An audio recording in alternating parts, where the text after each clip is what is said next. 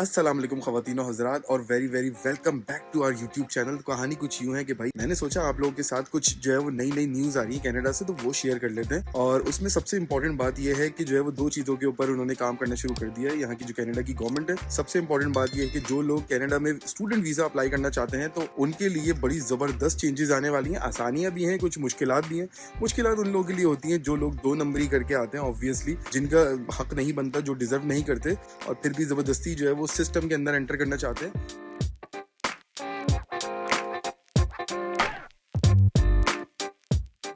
तो कनाडा की गवर्नमेंट ने इस दफा जो है वो उनको क्रैक डाउन करने का फैसला ऑलरेडी कर चुके थे, मगर अब जबरदस्त जो है ना उन्होंने मतलब डंडा जो है वो पकड़ लिया है अपने हाथों में और अब जो है वो किसी को नहीं छोड़ने वाले।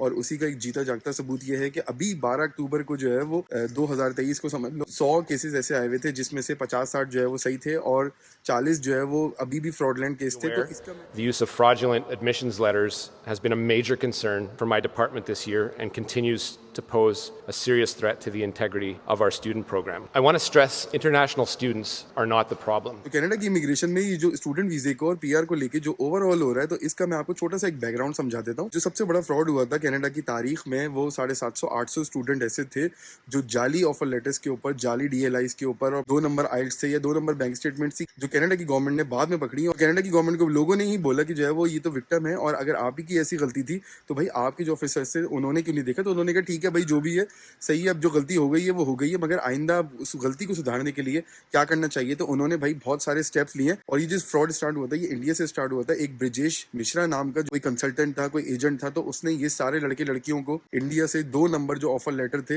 या एक्सेप्टेंस लेटर जो भी कहलाते हैं यहाँ पे डीएलआई से जो रिलेटेड होते हैं, हम्बर कॉलेज के, सेनेका के, पता नहीं कहाँ के कौन कौन से कॉलेजेस के पूरे कनाडा के अंदर। तो वो जब उन्होंने केस पकड़ने शुरू किए तो वो उसकी जो कड़ी निकली वो एक ही बंदा निकला और कई 100 करोड़ रुपए का उसने जो है वो घोटाला किया था। हमने पहले भी एक वीडियो बनाई थी इस बारे में। तो एनीवे बात ये कि उन्होंने सिर्फ जो है वो अब इस चीज़ को इंडिया को जो है वो सख्त नहीं किया, बल्कि पाकिस्तान को और दूसरे कंट्रीज जहाँ जहाँ जो है वो 2 नंबरियाँ होती हैं, जैसे पाकिस्तान कह लो, इंडिया कह लो, हर तरह की वहाँ पे 2 नंबरी हो जाती है। जाली बैंक स्टेटमेंट, जाली आइल्स, जाली डीएलआईज और offer letter, acceptance letter, fees letter, पता नहीं क्या क्या चीज़ें जो है वो हम लोग जाली बना के और जो है वो कोशिश करते हैं कि दूसरे मुल्कों की पीआर ले लें या फिर जो है वो स्टूडेंट वीज़ा ले लें या कोई भी ऐसी चीज़ ले लें ऑब्वियसली। तो भाई अब कनाडा की गवर्नमेंट ने बोला है कि अब उनको ज़बरदस्त डंडा किया जाएगा। जो ये चीज़ें फ्रॉडलेंट देगा, एक तो पहले उसको जो है वो केस रिजेक्ट किया ही जाएगा। Our goal here is to punish the bad actors, make sure that they are held accountable. और फिर उसकी इमिग्रेशन में हिस्ट्री में जो है वो नाम डालेंगे उसको बैन किया जाएगा 5 साल के लिए। और फिर वो आगे चल के जो है वो ऑस्ट्रेलिया हो, अमेरिका हो, न्यूजीलैंड हो, यूके हो, कहीं का भी वीज़ा अप्लाई नहीं कर पाएगा डेफिनेटली, क्योंकि जब उसका इमिग्रेशन में नाम आ जाएगा, बायोमेट्रिक चला जाएगा उसका, तो उसके नाम से जो है ना वो ठप्पा लगा देंगे कनाडा की गवर्नमेंट। और वो आगे चल के भी तो फिर तुम लोग अगर ये चीज़ करने वाले हो तो भाई प्लीज़ किसी भी तरह की कोई भी फ्रॉडलेंट जो भी डॉक्यूमेंटेशन होती है मत करना, ताकि आगे चल के जो भी चीज़ है, जो सच्चाई है, जो सब चीज़ें सही हैं वही दिखाना। क्योंकि अगर चलो कनाडा का वीज़ा रिजेक्ट हो जाता है कोई मसला नहीं है, मगर ऑस्ट्रेलिया का वीज़ा अप्लाई कर सकें, यूके का कर सको या फिर अमेरिका का कर सको, किसी भी ऐसे मुल्क का कर सको, न्यूजीलैंड का कर सको स्टूडेंट वीज़ा या फिर पीआर, जाके कोई मतलब मसला ना हो। रिफ्यूज़ होना कोई बड़ी बात नहीं होती, मगर बैन लग जाना और इस तरह का जो है ना कैंसिल हो जाना वीज़ा, ये एक बहुत बड़ा धब्बा होता है। और इमिग्रेशन की जो भी हिस्ट्री होती है, जब भी आप किसी भी वीज़े का फॉर्म भरते हैं तो उसमें वीज़े में 2-3 चीज़ें लाजमी होती हैं हर वीज़े में, चाहे कनाडा का हो, ऑस्ट्रेलिया का हो, कहीं का भी हो, जब बड़े बड़े मुल्क होते हैं, अमेरिका का, कि कभी आपका जो है वो कोई वीज़ा रिफ्यूज़ हुआ है या नहीं हुआ, कभी आपको किसी मुल्क ने एंट्री होने से जो है वो मना, एंटर होने से वहाँ पे मना किया है या नहीं किया, या फिर आपका वीज़ा कैंसिल हुआ है कि नहीं हुआ, कभी आप किसी मुल्क से डिपोर्ट हुए हो कि नहीं हुए। तो ये 4-5 चीज़ें हो गई, तो ये आपको लाजमी जो है वो फिल करनी होती है येस या नो के अंदर। Starting by the end of the year, we're taking steps to prevent this type of fraud by introducing an enhanced system of actually verifying the letters of acceptance directly with post-secondary institutions for all overseas study permit applications. सबसे पहली important चीज़ है कि जो 1 दिसंबर 2023 से जो हो जाएगी, और वो होगी कि जो भी डीएलआई होंगे, मतलब जो डेजिग्नेटेड लर्निंग इंस्टीट्यूशन होते हैं, जो भी आपका कॉलेज होता है, तो जब वो ऑफर लेटर इशू करेंगे, आपको एक्सेप्टेंस लेटर होगा, तो उसको आईआरसीसी से कंफर्मेशन लेनी होगी पहले, तो उसके बाद ही जो है वो आगे जो है वो आपका वीज़ा प्रोसेस हो पाएगा। अगर आपके पास वो कंफर्मेशन, मतलब उस कॉलेज के पास वो कंफर्मेशन नहीं होगी, तो आप या आपका एजेंट कोई भी वीज़ा अप्लाई नहीं कर पाओगे अपना। Hey guys, before moving further into this video, मैं आपको हमारे सेकंड चैनल के बारे में बताना चाहती हूँ। So that channel is about the factual information and knowledge, और आप लोग को डेफिनेटली वहाँ का कंटेंट बहुत पसंद आएगा, because it is very different from what we create over this channel. It's not about Canada but it's something different. So उस चैनल पे नई वीडियो आ गई है. ये रही वीडियो का लिंक आप लोग ज़रूर देखें इस वीडियो के ख़त्म होने के बाद, एंड लाइक ज़रूर कर दे सपोर्ट करने के लिए उस चैनल को. And now let's get back to this video. दूसरी इंपॉर्टेंट बात ये है, फॉल 2024 से मतलब नेक्स्ट ईयर सितंबर ऑलमोस्ट 2024 से नई चेंजेस आने वाली है कि DLI को वो खत्म कर देंगे, मतलब डेजिग्नेटेड लर्निंग इंस्टीट्यूशन. तो उसके बाद जो है वो सिर्फ रिकग्नाइज इंस्टीट्यूशन हो जाएंगे. रिकग्नाइज इंस्टीट्यूशन उन्होंने इसलिए किया ताकि वो स्ट्रीमलाइन हो जाएंगी, हर चीज़ IRCC से कनेक्टेड होगी, क्योंकि अभी चीज़ें मैनुअली होती हैं. तो सिस्टम इन प्लेस लाने में ऑब्वियसली उन्होंने 1 साल का टाइम मांगा है, विच इज़ लिटरली फेयर. और तीसरी इंपॉर्टेंट चीज़ मैं समझता हूँ कि अच्छी भी हो सकती है और बुरी भी हो सकती है, वो है कि आपका जो post graduate work study permit होता है, मतलब वर्क परमिट जो होता है आपका, अभी ऐसा होता है कनाडा के अंदर कि अगर आप 1 साल की स्टडी करते हो तो आपको 1 साल का वर्क परमिट मिलता है.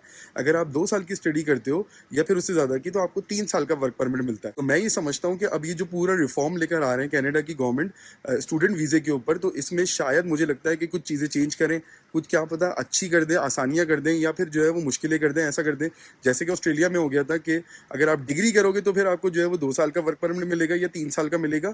अगर आप डिप्लोमा करोगे तो आपको 18 महीने का मिलेगा. तो ये सब चीज़ें हो सकती हैं शायद कि ऑस्ट्रेलिया से जो है वो इंस्पायर होकर ये चीज़ें कर दें, या और बहुत सारी चीज़ें होती हैं दुनिया में, अलग अलग जो है वो चीज़ें बदलती रहती हैं. मगर कनाडा की गवर्नमेंट ने एक बात तो ये कहती है कि भाई स्टूडेंट वीज़े तो वो दबा के लगाएंगे, क्योंकि जो है वो यहाँ पे $22 बिलियन की जो GDP है, तो कनाडा की इकोनॉमी को इस चीज़ की बहुत ज़रूरत है, क्योंकि यहाँ पे काफ़ी लोग, जो पॉपुलेशन होती है 25-30% वो बूढ़े लोगों की होती है. तो ऑब्वियसली वो इकोनॉमी के अंदर पार्ट प्ले अपना नहीं करते. मगर जो इंटरनेशनल स्टूडेंट आते हैं किसी भी मुल्क में, वो आते हैं पहले, वो वहाँ पे इकोनॉमी को सपोर्ट करते हैं. $20-22 बिलियन की ऑब्वियसली वो तो बहुत बड़ा टीका होता है गवर्नमेंट के लिए. मगर उसके साथ साथ वो वहाँ पे जॉब्स करते हैं और आगे चल के उनको PR वगैरह मिल जाती हैं, सब आसानियाँ हो जाती हैं. तो वो कनाडा के माहौल में ऑब्वियसली मिक्सअप हो जाते हैं. तो ये बहुत ही इंपॉर्टेंट चीज़ें, 3 चीज़ें जो कनाडा की गवर्नमेंट ने अभी जो है वो बताई हैं. इसी साथ जो है वो PR को लेके भी इनके बहुत ज़बरदस्त टारगेट चल रहे हैं. 3 लाख तकरीबन जो है वो न्यू माइग्रेंट्स को ये अभी तक जो है वो उनकी एप्लीकेशन है प्रोसेस कर चुके हैं. तो अब लोग आहिस्ता आहिस्ता यहाँ पे आना शुरू हो जाएंगे ऑब्वियसली.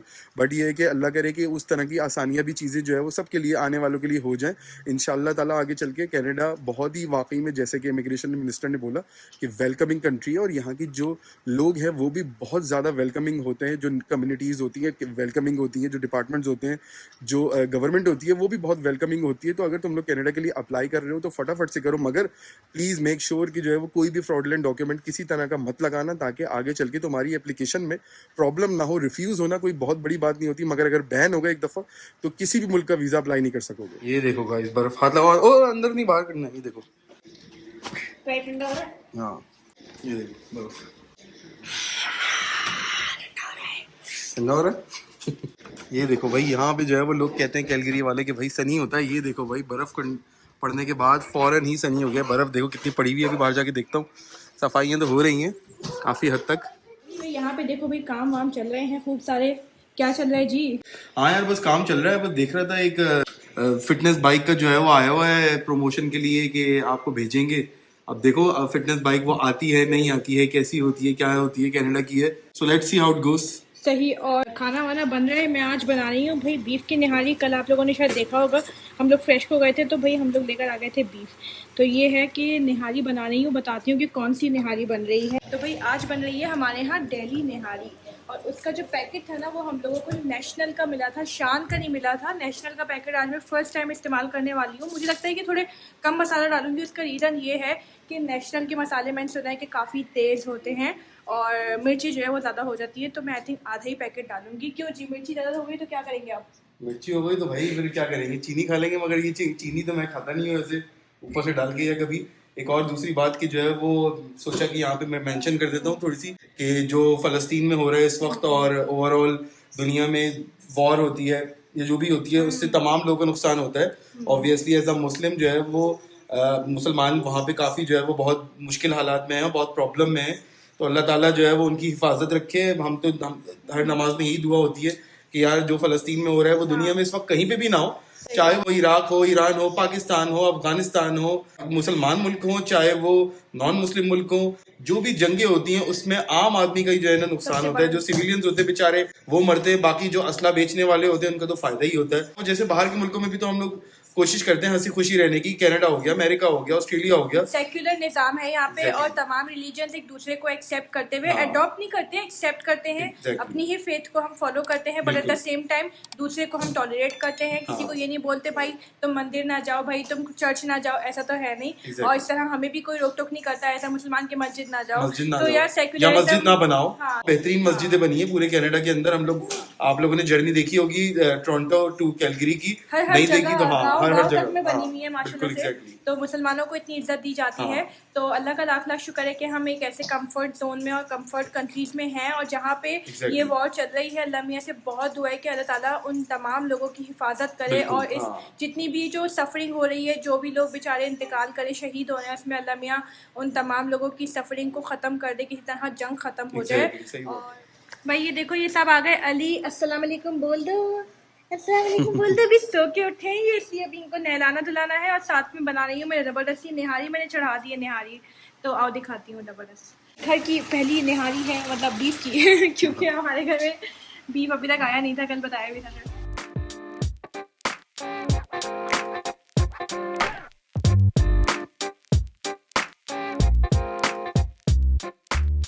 डेवलपिंग एरिया है। ये देखो भाई कैसे लोटियां मार रहे हैं, इन्होंने क्रॉलिंग माशाल्लाह से शुरू कर दी है थोड़ी थोड़ी करके। ये देखो भाई यहाँ पे अशर एडिटिंग कर रहे हैं साथ। हेलो कैसे हो, ठीक हो?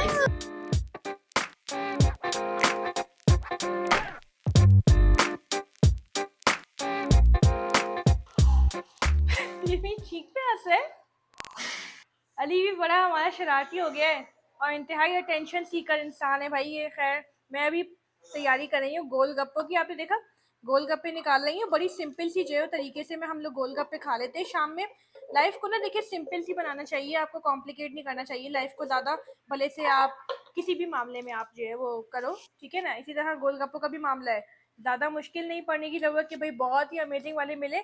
हम लोग भाई लेते हैं अपने सुपरमार्केट से गोलगप्पे बेहतरीन से, तो ये बहुत ही सिंपल से हमने कल ही लिए थे। कल वाले व्लॉग में देखा था कि फ्रेशको से हमने ये उठा लिए थे, जो केन वाले अपने छोले होते हैं वो ले लिए, और साथ में ये जो है वो इमली की चटनी जो है बनी बनाई मिलती है मैगी की, ये उठा ले सुपरमार्केट से। एंड सिंपल खाए पिए एंजॉय करें फैमिली के साथ। गोलगप्पे वाला आया, गोलगप्पे लाया, गोलगप्पे वाला आया, गोलगप्पे लाया, गली गली गाता फेरू, हंसता हंसाता फेरू। आई थिंक पता नहीं क्या था उसके बाद। क्या था याद तो कर ले पहले। मगर यार गोलगप्पे पाकिस्तान में बड़े सस्ते मिलते हैं। वैसे हम लोगों ने तो आखिर में खालाएं हमारी लेकर आती थी, और फिर हम लोग भी बाद में जो है वो पता चल गया था कि कहाँ से मिलते हैं, तो वहाँ से ले आते थे ना वो इतने सारे, पता नहीं ढेरों मिल गए थे, पता नहीं हाँ, कितने। 2000 रुपए के बहुत, 2000 1500 रुपए के, 1500 रुपए के बहुत। 15 लोगों ने हमने 1500 रुपए में खाए थे, तो मतलब 100 रुपए पर हेड। अयान तुम्हें भी पसंद है गोलगप्पे? बना रही अयान हो ने अभी? और उन्होंने सारा खाला का जो बेटा था उसने तो दबा के जो है दबा के जो है ना खट्टा खट्टा हालत टाइट हो गई थी इन दोनों की। A few moments later. हाँ भैया साहब कैसा है? मस्त बोलो भाई बड़ी अलग चीज होती है ये, मजा आ जाता है। मतलब अलग मजा से आ क्या गया। मुराद है, अलग क्या है इसके अंदर? हर चीज से बेहतर ही है बस। किस चीज से? बिरयानी से भी बेहतर है? नहीं बिरयानी तो सबसे अच्छी है। बिरयानी से ज़्यादा अच्छी हो तो बात है, बिरयानी से ज़्यादा अच्छा नहीं होगा। मैं अच्छी बिरयानी बनाती हूँ। बाय द वे मगरिब की नमाज का टाइम हो रहा है आधे घंटे में, और उससे पहले पहले हम लोग पानी पूरी खा रहे हैं। ज़बरदस्त मुंह में पानी आ रहा है भाई।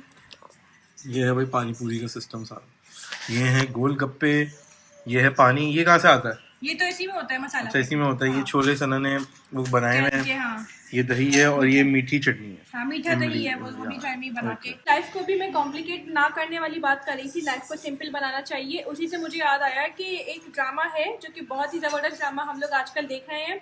एक लड़की के ऊपर है जिसकी लाइफ बड़ी सिंपल थी, मगर उसने बड़ी कॉम्प्लिकेट कर दिया अपनी लाइफ को। ड्रामे का नाम है जन्नत से आगे। वो आता है जियो पे, और बहुत ही सबक आमोज ड्रामा है, देखिएगा ज़रूर। उसमें ऐसा होता है कि एक लड़की होती है जो बहुत सिंपल सी ज़िंदगी जी रही होती है, मिडिल क्लास फैमिली से इसका ताल्लुक होता है, और वो पढ़ रही होती है, छोटी लड़की होती है।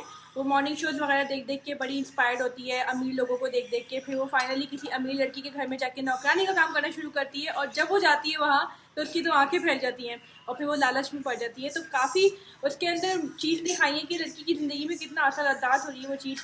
तो वो सिंपल लाइफ को कॉम्प्लिकेटेड बना देती है अपनी लाइफ को, जो कि ठीक नहीं है। गाइस आप लोग भी सबक लें, इंशाल्लाह हम भी सबक लेते हैं ऐसे ड्रामों से। बहुत रियल लाइफ ड्रामे होते हैं। बहरहाल अभी हम लोग अपनी पानी पूरी इंजॉय करते हैं। सो कनाडा की गवर्नमेंट की मैं अगर बात करूँ तो कनाडा की गवर्नमेंट की यही खुसूसियत है, जो पॉलिसीज़ होती हैं उनकी काफ़ी स्ट्रीमलाइन होती हैं और वो आपको काफ़ी टाइम पहले जो है वो ये सब चीज़ें बता देते हैं, 1 साल पहले या जो है वो उससे भी ज़्यादा पहले, कि ये सब चीज़ें चेंजेस आने वाली हैं, तो आप इसके लिए तैयार हो जाओ। न्यू एप्लीकेंट्स हों चाहे वो एग्जिस्टिंग एप्लीकेंट्स हों, ऑब्वियसली एग्जिस्टिंग एप्लीकेंट्स जो होते हैं उनके ऊपर ज़्यादा फ़र्क नहीं पड़ता, मतलब जिन्होंने ऑलरेडी केस अपने अप्लाई कर दिए होते हैं, एप्लीकेशन अपनी सबमिट कर दी होती है, प्रोसेस में होते हैं, बट जो न्यू एप्लीकेंट्स होते हैं उनको जो है वो काफ़ी टाइम मिल जाता है। 1 साल के बाद ये सब चीज़ें होंगी। एज़ कम्पेयर टू अगर मैं ऑस्ट्रेलिया की गवर्नमेंट की बात करूँ तो वहाँ पे यही होता था कि वहाँ पे इतनी वेलकमिंग वो नहीं होती थी और ना वो इतना टाइम देते थे आपको पॉलिसी चेंज करने के लिए। वहाँ पे ओवरनाइट ही सब कुछ चेंज हो जाता था, मतलब आज बता दिया एक बंदे ने कि भाई कल से ये चीज़ शुरू हो जाएगी और वो सारे लोग उसका इफेक्ट जो है ना वो फौरन हो जाता था। अब कुछ लोग ऐसे भी होते थे कि लोग पढ़ रहे होते थे, बीच में होते थे, उनकी डिग्रीज बीच में होती थी, मगर वो सारे जो है वो उससे इफेक्टिव हो जाते थे। ये एक बहुत बड़ा इशू होता था, मगर कनाडा में मुझे ये चीज़ लिटरली नहीं लगती। और यहाँ पे जो गवर्नमेंट होती है वो मतलब अपने लोगों का, ये जो भी स्टूडेंट्स होते हैं उनका नुकसान नहीं चाहती। अगर मैं स्टूडेंट जर्नी की, यहाँ पे कनाडा के लोगों की जो मैंने अब तक देखा है बात करूँ, तो मैंने बहुत ही कम लोगों को देखा है जिन्होंने एक स्टूडेंट वीजे के अलावा जो है वो दूसरा डाला हो। वो भी वो लोग वो डालते हैं जो लोग, क्योंकि स्टूडेंट्स को पता है कि अगर वो 1 साल की स्टडी के बाद जो है वो वर्क परमिट लेंगे, एक तो उनको 1 साल का ही मिलेगा, तो वो लोग ये करते हैं कि अपनी मर्जी से पहले 1 साल का जो है वो स्टूडेंट वीजा लेते हैं ताकि उसमें पैसे कम खर्च हों, उसके बाद कनाडा आते हैं, पैसे वैसे कमाते हैं और फिर वो दूसरे साल का जो है वो दोबारा कोई भी डिप्लोमा ले लेते हैं। उससे ये होता है कि उनकी कनाडा की जो 2 साल की स्टडी है वो कंप्लीट हो जाती है और उनको 3 साल का वर्क परमिट मिल जाता है, रिगार्डलेस कि तुमने क्या पढ़ा हुआ, मतलब तुमने कोई डिप्लोमा किया हुआ, कोई भी कोर्स किया हुआ, तो तुम्हें 2 साल की कैनेडियन स्टडीज़ दिखानी पड़ती हैं। एज़ कम्पेयर टू ऑस्ट्रेलिया में इतनी आसानियाँ नहीं है। वहाँ पे डिग्रीज़ को लेके बिल्कुल अलग कानून है, डिप्लोमा को लेके अलग कानून है। अव्वल तो पहली बात ये कि ऑस्ट्रेलिया में जो डिप्लोमे के होते हैं बाहर के कंट्री से, इंडिया हो गया, पाकिस्तान हो गया, वहाँ पे वीज़े नहीं लगते। वो पहले 2014-15 में लगा करते थे, मगर उसके बाद 14-15 के बाद उन्होंने सारी कहानी ख़त्म कर दी थी और फिर उसके बाद ऑस्ट्रेलिया ने GTE को इंट्रोड्यूस किया था, मतलब जेन्युइन टेम्परेरी एंट्रेंट जो कहलाता है। तो एनीवे बात ऑस्ट्रेलिया की नहीं हो रही, अभी कनाडा की हो रही है। तो ये जो पॉलिसीज़ हैं कनाडा क्लियरली जो है वो बता रहा है आप लोगों को बार बार। तो अगर उसके बावजूद भी तुम गलतियाँ करो तो भाई ये तुम्हारा ही मसला होगा, इसमें कनाडा की मुल्क की कोई गलती नहीं होगी।